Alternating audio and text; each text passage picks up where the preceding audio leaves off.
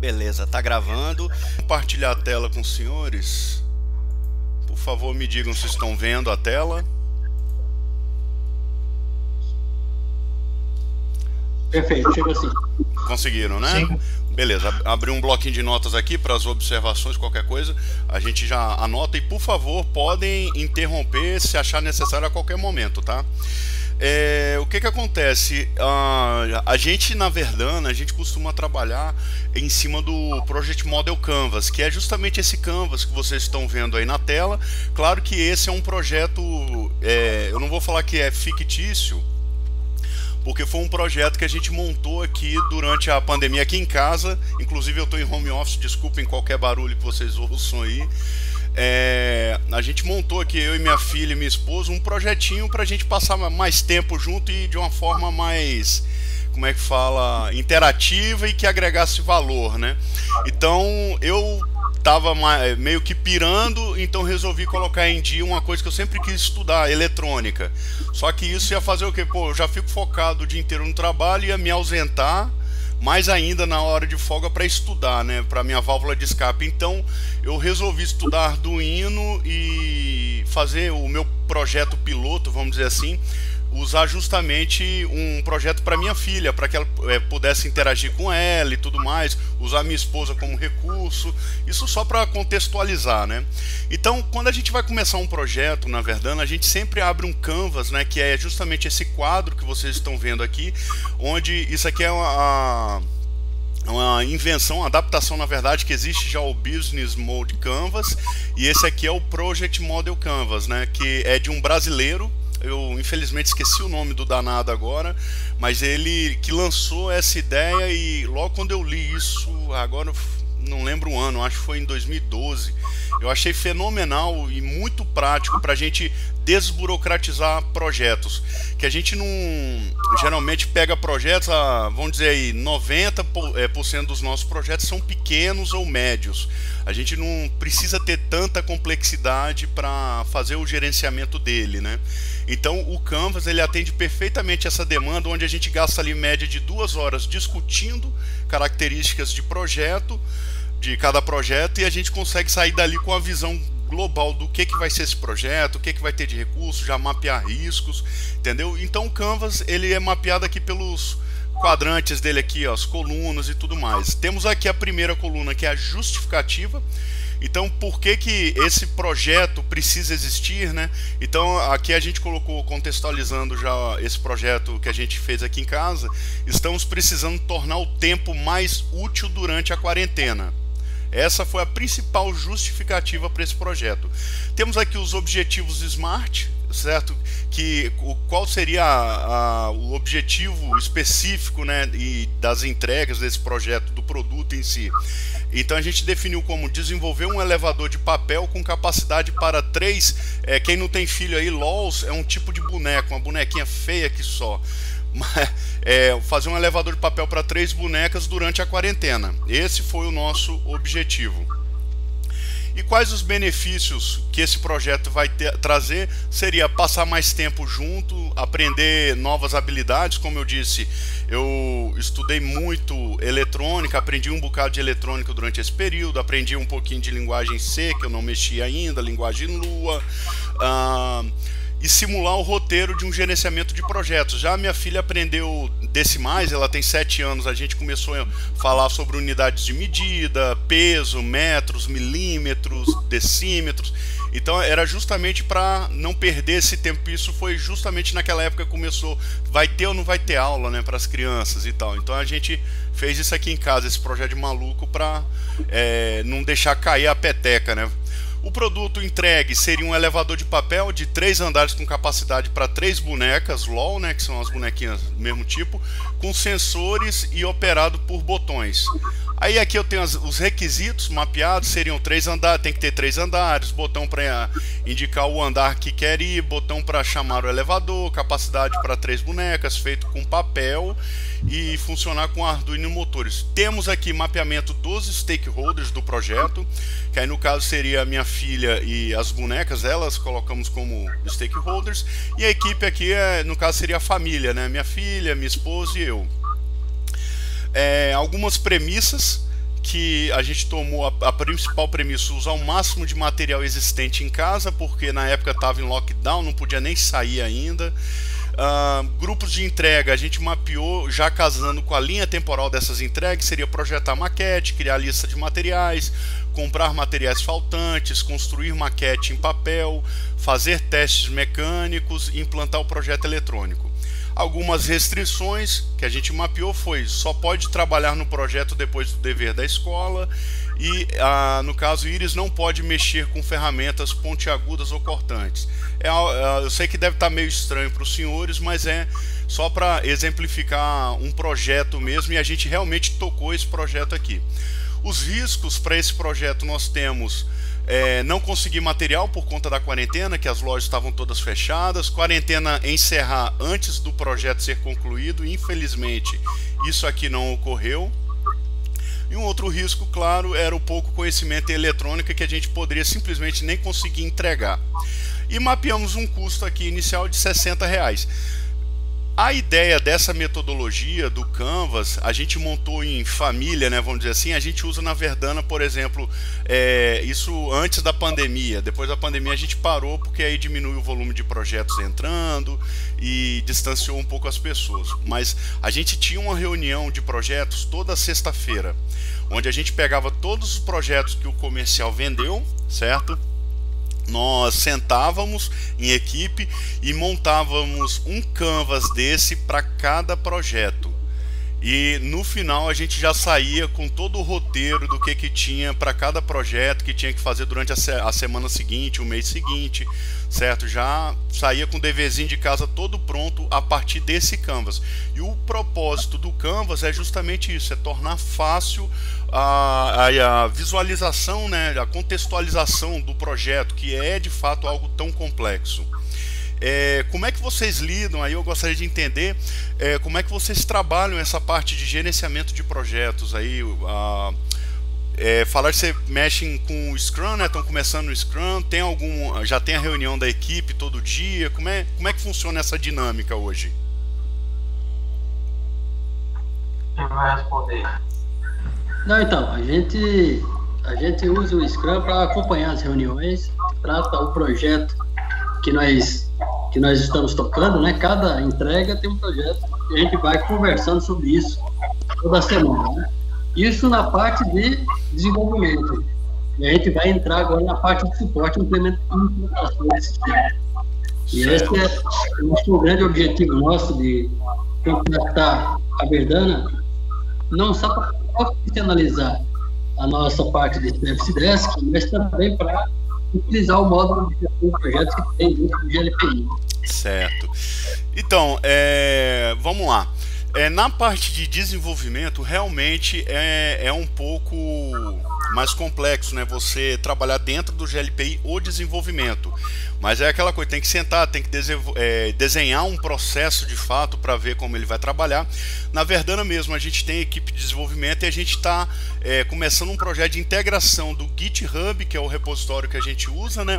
De versionamento, com o GLPI, para que os analistas possam trabalhar, os desenvolvedores possam trabalhar o desenvolvimento dentro do GLPI e isso ficar jogando reportes nas issues, por exemplo, lá dentro do GitHub. E no final, vamos dizer assim, de um produto, um projeto entregue, eu consegui medir então quantas horas homem foi gasta em cada projeto, né? A gente tem um projeto de chat, mas quanto é que eu estou gastando de hora homem em chat? Seja para correções de bugs, seja para novas features, e ver quanto que eu já investi hora homem, que eu vou converter, claro, em espécie, né, em dinheiro. Quanto é que eu já injetei de recurso financeiro para desenvolver o chat? O chat, por exemplo, é uma ferramenta que a gente entrega para todos os clientes da nossa base, de graça, entre aspas, porque faz parte do pacote inicial já. Então, será que essa estratégia é válida ainda, continuar entregando? Será que não é hora de eu parar de entregar esse chat dessa forma e começar a cobrar uma taxa sobre ele para que possa financiar o projeto, o desenvolvimento contínuo, melhoria dele? Então, a gente só consegue isso quando a gente começar a realmente ter indicadores, né? E para software, nessa parte, O GLPI realmente ele deixa um pouco a desejar, e aí a gente está integrando, porque senão o que acontece hoje é o cara ter que lançar no GLPI, ir lá no GitHub e atualizar. Isso também não é muito benéfico, né?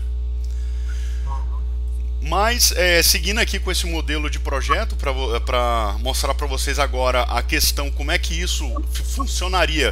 Só para ressaltar, a gente, antes de pôr a mão no sistema, a gente faz o Canvas. Depois desse Canvas todo preenchido, aí sim a gente pega, a pessoa responsável por gestão de projeto, ela pega toda essa informação e dá o input lá dentro do GLPI. Aí aqui eu vou mostrar para vocês as telas, né, onde esses dados são imputados dentro do GLPI. A parte de projeto, provavelmente os senhores já conhecem, certo? O GLPI ele tem recursos básicos para apoiar o gerenciamento de projeto. Eu já falo logo de cara que, infelizmente, o GLPI ele não nos permite fazer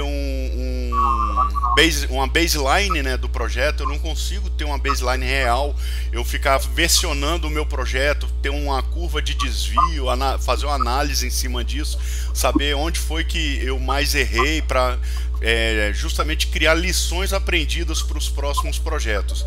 Então isso infelizmente ainda não é possível no GLPI, mas para projetos de pequeno até médio porte ele vai ser uma mão na roda para controle do projeto. Agora, se precisar de coisas mais refinadas, aí vai ter que recorrer infelizmente para ferramentas como o Microsoft Project, e dependendo até digamos assim, da robustez do projeto, o próprio Project pode não ser o ideal, né? Aí a gente já parte para um Primavera Project, certo? Que é da Oracle, pelo menos era há uns anos atrás, que são ferramentas muito mais robustas para isso. Mas enfim, temos aqui ferramentas, projetos, e a gente vai criar um novo projeto igual cria qualquer item no GLPI, que é clicando nesse sinalzinho de adição, né? Basta clicar no sinalzinho de adição e agora a gente começa então a preencher o projeto com as informações que a gente tem. Aí aqui eu estou detalhando os campos, por exemplo, entidades filhas. Isso aqui eu não sei qual o nível de entendimento de vocês no GLPI, mas só para a gente dar uma alinhada, as entidades para nós que somos prestadores de serviço, cada cliente tem a sua própria entidade, é onde vão ser distribuídos seus recursos para que não possam misturar, por exemplo, o cliente A vê conteúdo do cliente B e tal. Então, quando eu crio um projeto no GLPI, eu preciso definir se esse projeto ele é abrangente a toda a estrutura organizacional do GLPI, por exemplo, da entidade X para baixo, ou ele é de uma entidade específica, que aí no caso vai depender de qual é esse projeto. Vocês podem ter, por exemplo, um produto único, vamos dizer assim, vocês têm um software, né, único, e vocês estão desenvolvendo esse projeto para todos os seus clientes. Então você pode criar esse projeto na raiz e marcar visível na entidades filha como sim, para que todos os seus clientes possam ter uma visibilidade sobre esse projeto, certo? Temos depois a data de criação, que é a data que o projeto está sendo criado. Temos o nome do projeto, certo? Que é um campo que a gente usou aqui no Canvas, ó. Temos aqui esse campo gerente do projeto, e aqui temos o pitch, elevador de papel para bonecas LOL, que seria justamente o nome do projeto. Temos um código, um campo para inserir código. Quando a gente trabalha já com escritórios de projeto, é muito comum o pessoal ter um código para cada projeto, então eles costumam usar esse campo aqui. Temos também prioridade, qual a prioridade desse projeto dentro do escritório, para competir com recurso, o que é mais prioritário ou não. Então é aqui que você vai definir isso. E aqui você coloca filho D, que aí no caso é aquele conceito de gerenciamento de projeto, que nós podemos ter programas e projetos. Eu posso criar um programa e dentro dele ter vários projetos, né? Então eu conseguiria falar que esse projeto é filho de um outro projeto, seria um subprojeto, vamos dizer assim. Então é justamente nesse campo filho D aqui à direita que nós fazemos isso.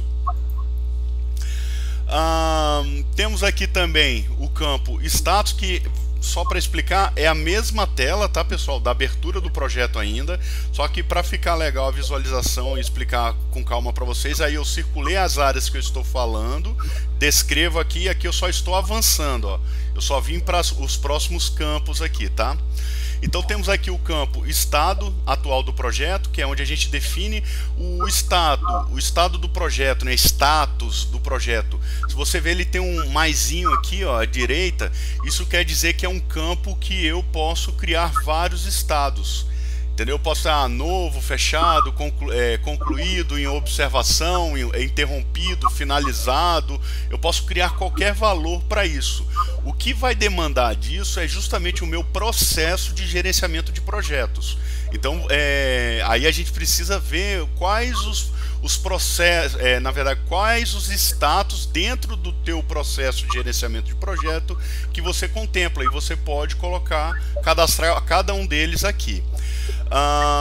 Temos aqui percentual finalizado, que é o controle da evolução do projeto em porcentagem. O que acontece? Quando a gente abre um projeto, você precisa ter a equipe de controle, né, e operacional do projeto. Geralmente é, se eu não me engano, AGO, Apoio à Gestão Operacional. Que aí você tem o pessoal que vai coletando informações de cada etapa do projeto, checa se tem impeditivo. Vamos dizer assim, como vocês trabalham com Scrum, seria o papel do Scrum Master. Ele vai ficar... ele é o facilitador, né, da equipe e tal, e ele também vai ficar alimentando isso aqui provavelmente para dar uma visão de alto nível para a gestão da empresa. Temos aqui o tipo de projeto, que aí vocês podem definir dentro do processo, tal como o status. Você vai definir também o tipo, projeto de infraestrutura, projeto de software, projeto de implantação, igual vocês falaram que pretendem usar. Então aqui você pode já distinguir projeto de software, de desenvolvimento, de projeto de implantação. Provavelmente, como vocês entregam softwares, provavelmente você tem projeto também de treinamento. Então é onde você vai criando tipos. Temos aqui um outro campo especial, que é esse mostrar em Gantt global. Gantt é aquele gráfico de Gantt, né, que todo mundo que mexe com gerenciamento de projeto aí já viu na vida. O que acontece? Tem um olhinho aqui, ó, esse ícone que até eu faço uma menção do GLPI, ele te permite clicar e ter uma visão global de todos os seus projetos dentro da plataforma. Aí ele criaria, se você marca aqui que esse projeto é visível no gráfico de Gantt, então você teria uma visão global lá e conseguiria ver todos os seus projetos que estão rolando nesse exato momento. Isso é muito bacana para a gestão, né, ter um acompanhamento.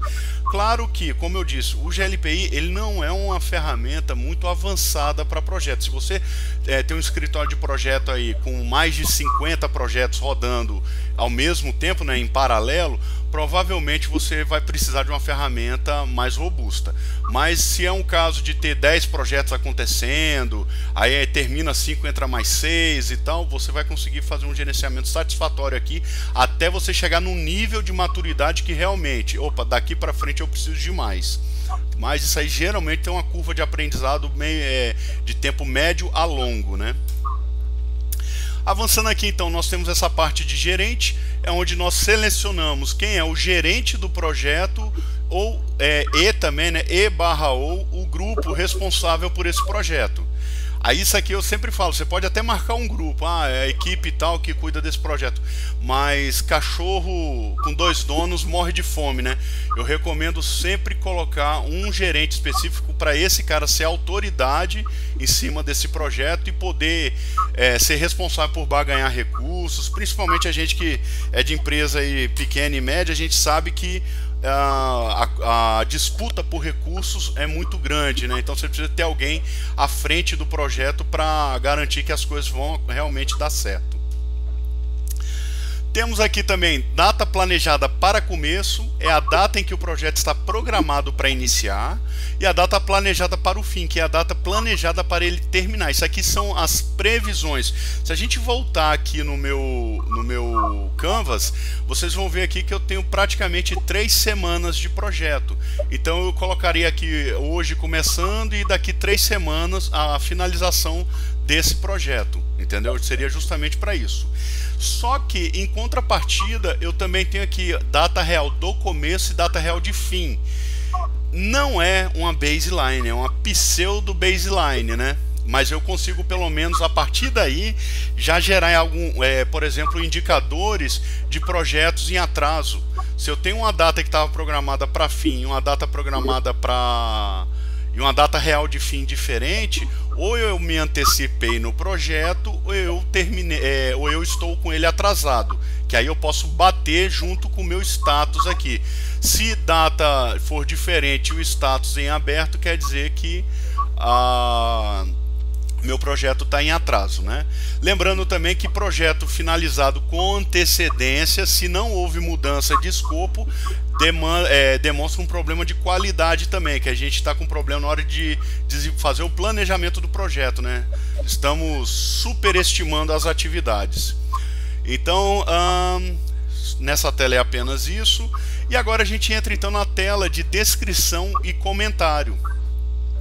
A descrição é para você descrever o projeto como um todo, e comentário você pode ir inserindo, que é a minha recomendação, são campos abertos, né? Eu sugiro você ficar inserindo, você que eu digo, o gerente do projeto ou o controller, ele ficar inserindo informações do projeto, comentários do que está acontecendo com o projeto, com cada atividade, informações úteis, que depois na entrega do projeto pode ser legal. Não sei se vocês fazem databook de projeto, por exemplo, pode ter informações valiosas aqui para compor o databook, certo? Aqui eu já tenho então o nosso projeto, certo? O projeto das bonecas, ele todo alimentado. Veja que a gente tem uma série de campos que o GLPI não possui área específica para você inserir. Então eu acabei colocando aqui, ó, a descrição, eu coloquei a justificativa e o objetivo SMART do projeto. Em comentários eu coloquei produto, requisitos, benefícios do projeto, as restrições, os riscos e a premissa, que são campos importantíssimos para a gente gerenciar um projeto e que o GLPI não tem uma área específica para inserir, mas eu preciso manter isso aqui no radar e que toda equipe que esteja trabalhando no projeto tenha acesso a essa informação, certo? Coloquei aqui uma data de início, 20/10, e uma data fim, 6/11, por exemplo.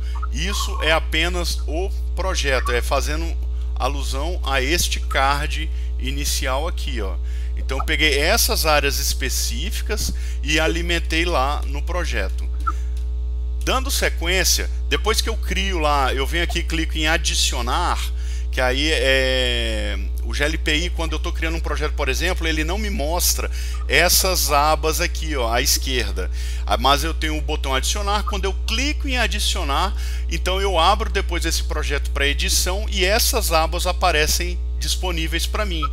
Então é aqui que eu pego, por exemplo, vou montar a equipe do projeto. Aí eu coloco aqui equipe do projeto, seleciono o usuário e coloco aqui os meus 3 usuários, que seriam eu, minha filha e minha esposa.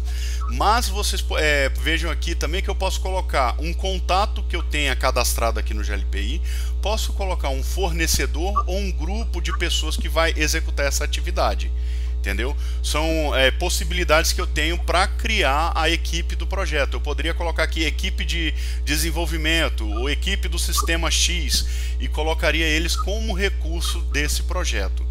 O efeito disso é meramente para relatório, depois você pegar o projeto e ver quem é que estava envolvido nele. Isso não vai ter um efeito realmente, que aí fulano vai receber e-mail assim, assim assado. Não é bem assim não. Então a gente entra agora na segunda aba, né, que se olhar, eu vim aqui para a terceira para já adicionar os recursos, eu venho agora aqui para a segunda aba, que é tarefas do projeto. Aqui eu vou inserir todas as minhas tarefas. Aí as tarefas, voltando para o Canvas, nós temos aqui, ó, os grupos de entregas, e aqui eu tenho a linha temporal deles, né, a barrinha de tempo de quando que eles vão ser entregues. Isso aqui é uma visão bem macro de tudo que tem que ser feito, claro. Aí para cada macro entrega daquela, por exemplo, eu posso criar pequenos pacotes, né, de entrega. Opa, tarefas do projeto. Aí eu posso criar aqui, ó, adicionar uma tarefa, e aí eu vou cair aqui, ó, nessa telinha de adição de tarefas, onde eu coloco aqui modelo de tarefa. Eu posso ter um banco de dados com tarefas já programadas, por exemplo. Vamos supor que eu tenho uma atividade que eu execute muito, por exemplo, formatar um servidor, instalar um sistema operacional no servidor. Isso é uma tarefa de projeto e quase todos os projetos de implantações eu utilizo. Então eu posso criar um modelo de tarefa que já vai me preencher todos estes campos aqui automaticamente. É só clicar nesse sinalzinho de mais aqui, de adição, né? Eu crio esse modelo, salvo, aí a partir daí ele fica visível aqui para eu clicar nessa lista e selecionar esse modelo. Muito simples de usar, muito bacana. Aqui ele já mostra qual projeto que eu estou criando a tarefa para qual projeto. Eu posso colocar essa tarefa como filha de outra tarefa, que é esse campo aqui, filho de. Ou seja, eu posso ter subtarefas, tarefa, subtarefa, subtarefas. Eu geralmente recomendo trabalhar apenas em 2 níveis, para a coisa nunca ficar tão complexa. Se você precisar quebrar em 3, talvez seja melhor criar 2 tarefas mãe e uma filha para cada, para você ter uma visibilidade melhor. Geralmente o que eu trabalho é no máximo criar um marco, tá vendo aqui que é marco, eu vou explicar o que é, e eu coloco todas as tarefas abaixo desse marco. Se eu achar que eu tenho que quebrar uma tarefa que eu estou criando em outras subtarefas, então eu entendo, na minha lógica, que eu tenho um outro marco, mas isso não é, como é que fala, obrigação nem nada, isso é só a forma como eu gosto de trabalhar para ter um gerenciamento mais leve, vamos dizer assim, mais simples de observar. Então aqui eu dou o nome para essa tarefa, projetar maquete. Aqui eu tenho um estado, como eu disse, eu também, lá no projeto eu tenho um estado, aqui eu também posso ter vários status.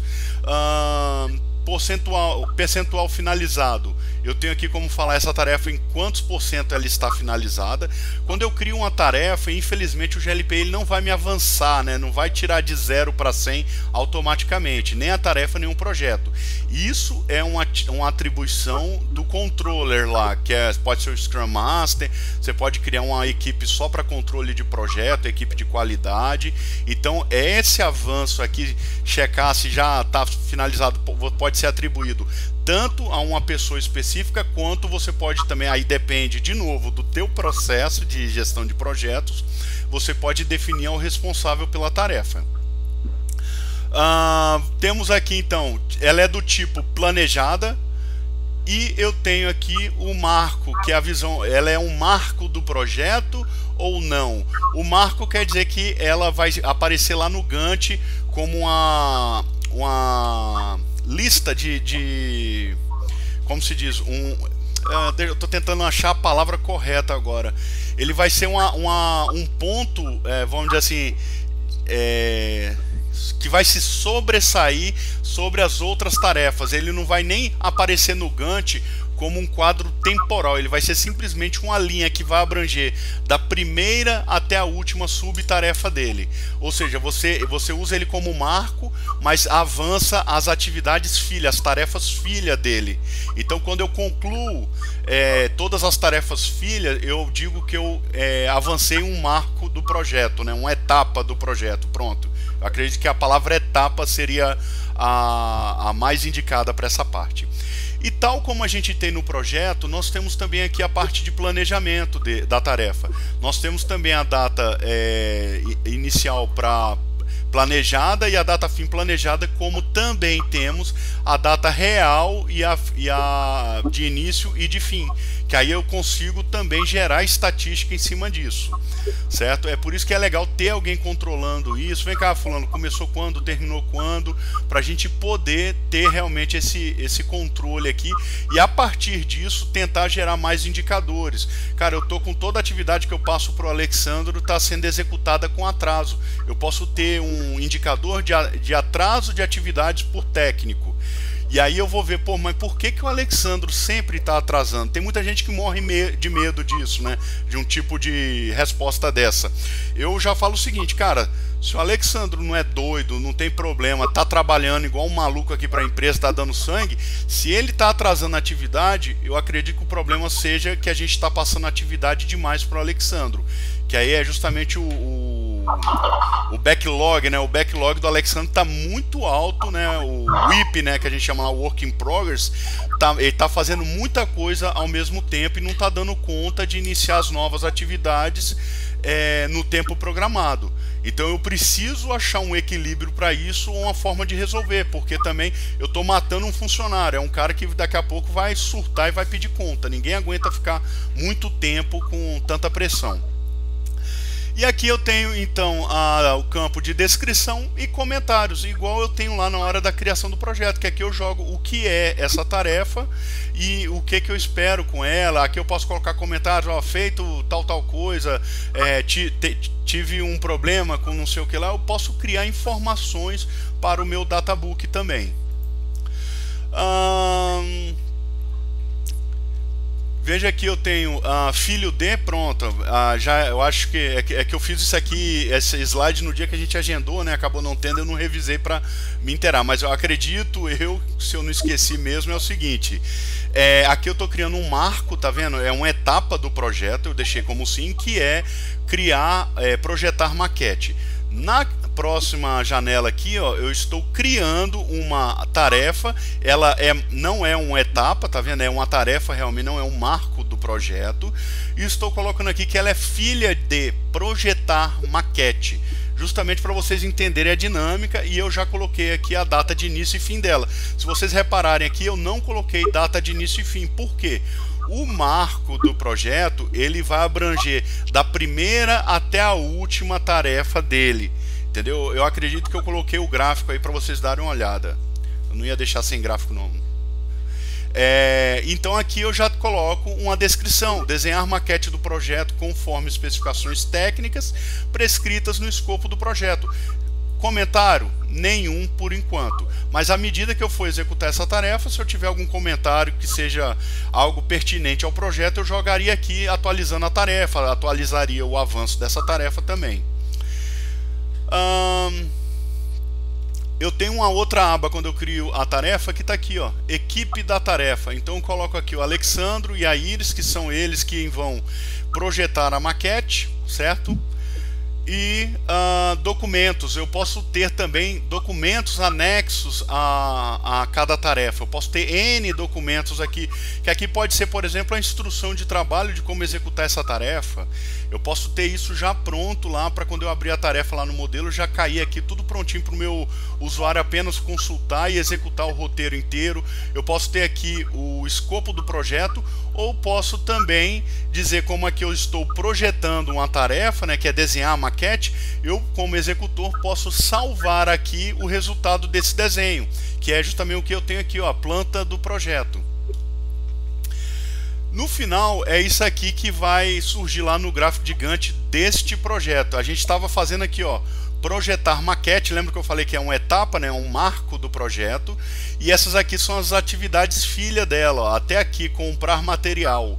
Então veja que ele vai pegar da primeira, como eu não estipulei data nele, ele vai pegar da data da primeira tarefa filha dele, primeira que eu digo, não na ordem de criação, mas na ordem temporal, que essas aqui, elas todas começam na terça-feira, dia 20, se olharem aqui, e eu tenho, no caso, essa construir maquete vindo até o dia 29.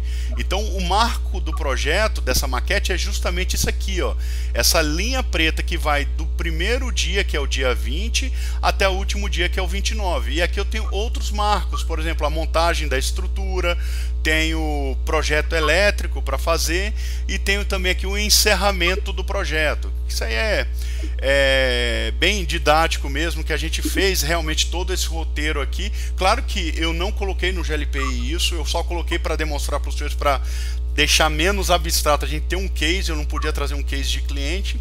Aí eu coloquei esse no caso, esse projeto de bonecas, só para vocês entenderem a metodologia do trabalho. Mas no caso aqui da gente, tem a parte de gerenciamento da comunicação, né?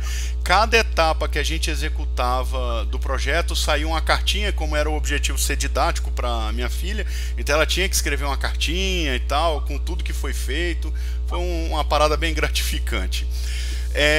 Sobre custo do projeto, que nós temos essa outra aba aqui, ó, custo do projeto. Só para finalizar essa parte, o Gantt ele vai ser montado com base nas tarefas, né, os tempos das tarefas que nós estamos lançando. Com relação a custos, que é essa próxima aba aqui, ó, nós temos como lançar custo para o projeto. Então veja aqui, ó, kit Arduino no 3, custo R$60. Aí eu jogo aqui o que está sendo feito, data inicial e data final, que esse custo vai ser diluído. E eu tenho aqui um campo chamado orçamento, que o GLPI ele te permite trabalhar com orçamentos. Eu posso criar um projeto, por exemplo, e ter X reais para gastar com ele em materiais. No caso do GLPI, ele não faz custo HH, que é uma parte que nós, na Verdana Tech, estamos implementando para os nossos clientes em nuvem. Em breve a gente vai ter gerenciamento de HH, na verdade a gente vai fazer toda a gestão de RH, né, da equipe de suporte, desenvolvimento, e aí você vai poder contabilizar também os custos, né, operacionais aqui dentro. Isso aqui é basicamente custo de material. Ah, eu posso lançar custo de hora? Pode, mas vai ser manual, não vai ser algo automático. Tipo, se o Alexandro custa R$100 a hora e ele trabalhou 1h30 nesse projeto, o ideal seria que aqui no gerenciamento de custo já aparecesse para a gente R$150 de custo de mão de obra do Alexandro em X horas no projeto, nas tarefas tais. Tal tarefa custou R$100, outra de meia hora custou 50. Então é isso que a gente está desenvolvendo aqui dentro da Verdana para entregar um nível muito mais elevado de gerenciamento, né? Mas então a gente tem aqui a parte de orçamentos, que a gente cria orçamentos para trabalhar no GLPI. Vai ser aqui, ó, em gerência, orçamentos. Então, antes de começar um projeto, se eu vou trabalhar com custo nele, eu preciso saber se o projeto excedeu ou não o seu custo previsto. Eu vou ter que vir aqui em gerência, orçamentos, vai ter uma abinha orçamentos lá, um item, e eu vou criar um item de orçamento. Eu recomendo, né, no caso, criar esse orçamento, por exemplo, com o mesmo nome. Se eu trabalho com orçamentos por projeto, sistema XPTO, eu posso criar o orçamento XPTO aqui, e todo projeto XPTO usaria de recursos deste orçamento, que aí eu consigo ter uma gestão financeira sem o cara ter que entrar dentro do projeto para entender o que está acontecendo. Ou seja, o controller do projeto ele lançaria os custos que ele está tendo lá, e eu, como gestor financeiro, aqui eu já teria uma visão global desse centro de custo, né? Eu estou abrindo um centro de custo para o projeto, eu sei que esse projeto tem R$55 e eu gastei, ó, total gasto no orçamento 55. Não, desculpa, eu falei besteira. Total sobrando no orçamento 45. Eu tenho 90, tenho R$100, eu acho que eu lancei nesse custo aqui, nesse orçamento. E eu gastei 55, então ainda tenho R$45 no caixa. Isso é algo que eu não consigo ver aqui no projeto. Aqui no projeto eu só lanço os custos, mas o residual desse centro de custo, ele vai estar aqui para mim, ó. Eu ainda tenho R$45. Se você olhar aqui, eu só tenho um custo total do projeto. Claro que se o cara lançar mais custos lá e isso sobrepor o valor que eu tenho no caixa desse orçamento, aqui eu vou estar com um valor negativo. Eu acho que eu fiz um exemplo desse, não lembro agora. Mas vamos avançando no slide. Mas aqui no total sobrando, por exemplo, ficaria menos X reais, por exemplo. E é assim que a gente faz o controle financeiro desse custo. Posso lançar aqui passagens, fazer um monte de coisa. O orçamento que eu tenho, eu vou pegar em cima do lucro, né, que eu tenho lá da implantação. Não sei, eu vendi um projeto de R$10.000 e tenho R$2.000 para custo desse projeto. Então, no meu estudo, na minha análise financeira e comercial aqui, se eu gastar mais de R$2.000 na implantação, eu começo a perder lucro, né? Eu tinha uma despesa prevista em R$2.000, então eu posso criar um orçamento de R$2.000 e ficar controlando esse projeto, ó, todos os custos. Eu jogo aqui, vou jogar passagem, vou jogar hospedagem, vou jogar alimentação, tudo que for custo previsto, custo que acontecer, né? Eu vou jogando aqui e vou conseguir controlar aqui se está sendo bem sucedido ou não a gestão financeira desse projeto. Temos aqui a questão de CSC e projeto. CSC é a central de serviço, né? Que aí no caso a gente está falando de casar a operação com o projeto. Ou seja, é possível dentro do projeto eu vou implantar um software, mas eu preciso que antes disso alguém atualize o sistema operacional, alguma coisa assim, alguma coisa que não esteja diretamente ligada a uma tarefa do projeto, mas eu preciso ter um controle, um nível de controle disso. Eu tenho uma aba lá chamada Itens ITIL, que é justamente para eu abrir chamados do tipo mudança. Isso aqui tá, alteração é um erro de tradução, se chama mudança na verdade. Eu posso abrir um problema e posso abrir um chamado. Aí chamados seriam incidentes ou requisições. Então eu posso abrir chamados vinculados ao meu projeto. Então com isso o gestor do projeto passa a ter um controle e aqui ele tem um status. Cara, eu preciso que esse chamado se encerre para eu avançar a tarefa tal. Então aqui que ele controlaria isso, e pode ter N chamados aí. Vai depender, claro, da particularidade de cada projeto. Temos aqui CSC projeto ainda, tarefas também. As tarefas também podem ser atribuídas a chamados. Os tempos gastos em tarefa de chamados são computados nas tarefas.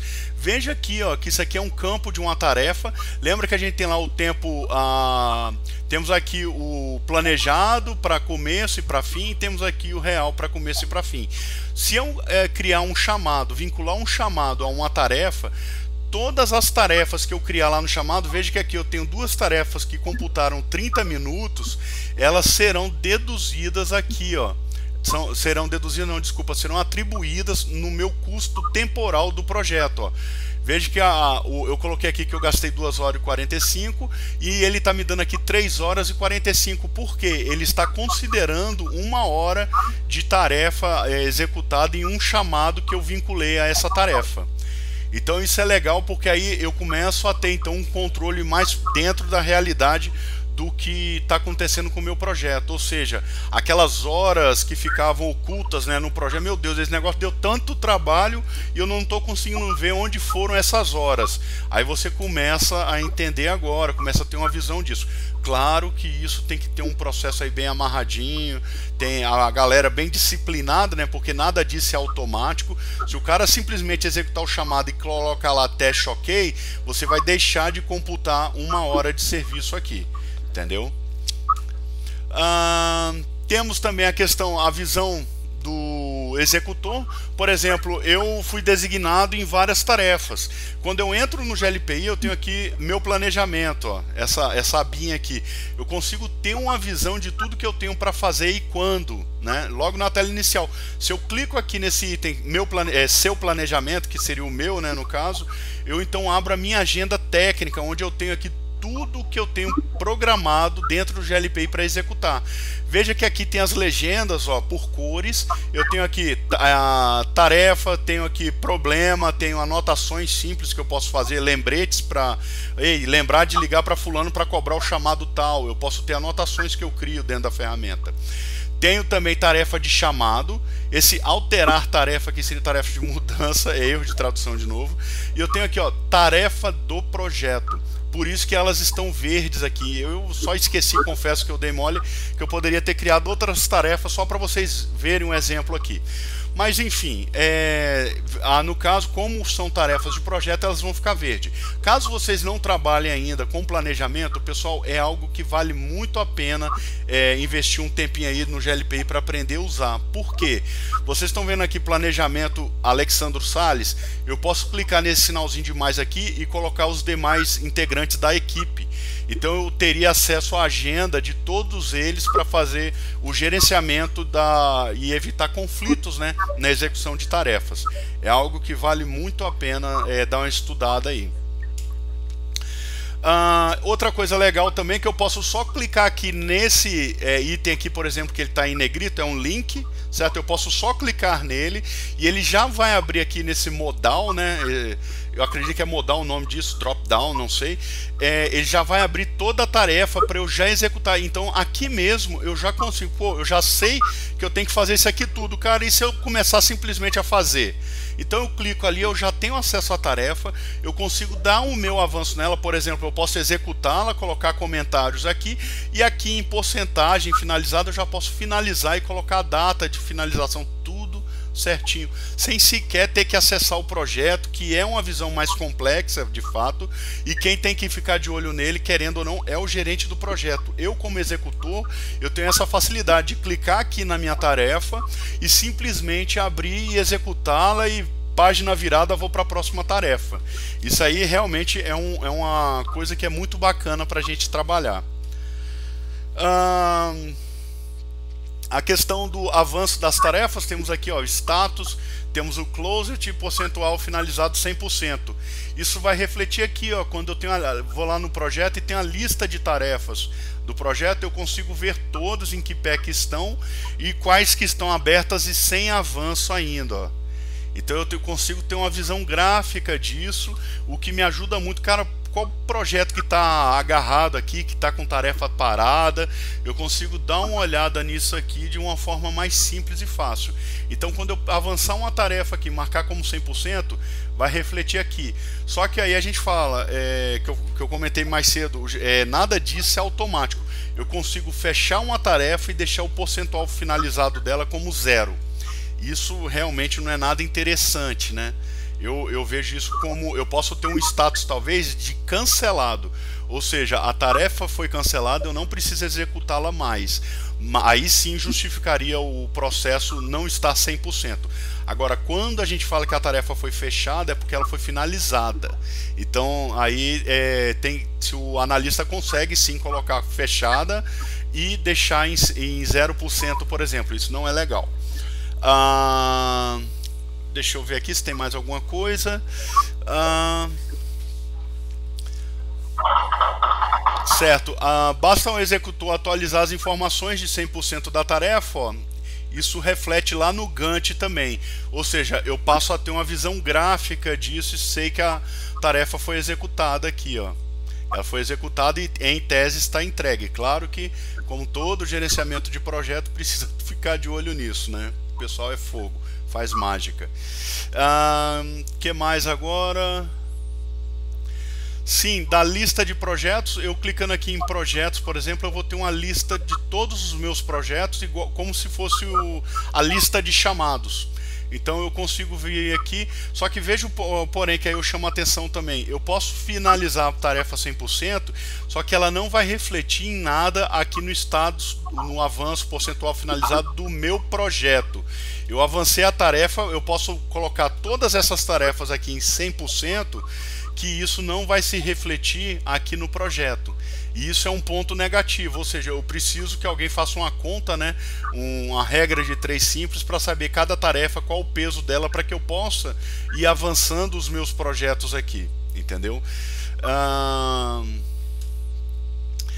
E por fim, eu acredito que para finalizar, lá no dashboard, nós temos o plugin dashboard que vocês têm aí, nós temos um gráfico simples com o processo do projeto.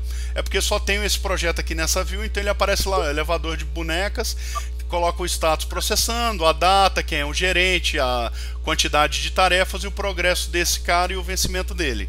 É bem simples o gráfico, mas te dá uma visão de alto nível, para saber o que está acontecendo, o que eu tenho ainda de projetos em aberto.